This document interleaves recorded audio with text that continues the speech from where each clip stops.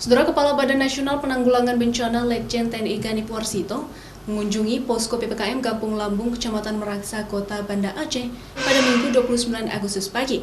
Ganip melihat kesiapan Satgas COVID-19 di tingkat kampung dalam mengantisipasi lonjakan kasus serta penanganan warga yang positif COVID-19.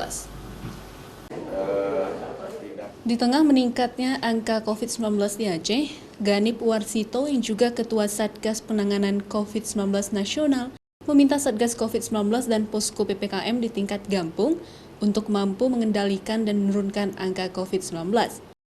Menurut Ganip, aparatur kampung melalui Satgas COVID di posko PPKM meminta masyarakatnya untuk mengurangi mobilitas dan memperketat protokol kesehatan seperti disiplin penggunaan masker.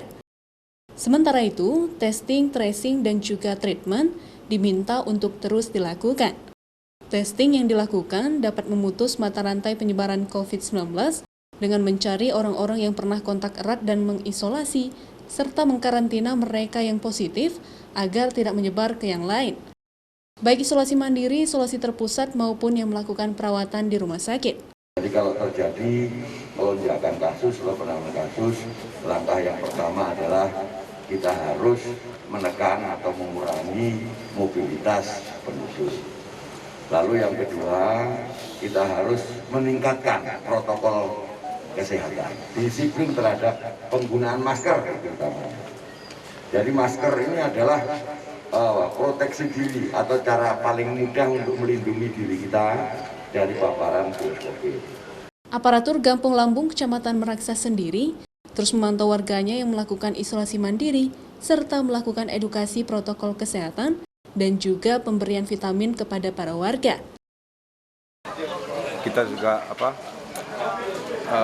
memberikan ke masyarakat, misalnya membagi masker ke masyarakat, memberikan vitamin, kemudian memberikan edukasi. Kita kan ada grup-grup di kampung juga, kita memberikan melalui grup informasi mengenai COVID. Ganip berharap mata rantai penyebaran COVID-19 dapat diputus dengan kerjasama dan partisipasi, serta kedisiplinan masyarakat untuk melakukan upaya-upaya pencegahan COVID-19. Mustajab, Kompas TV, Banda Aceh.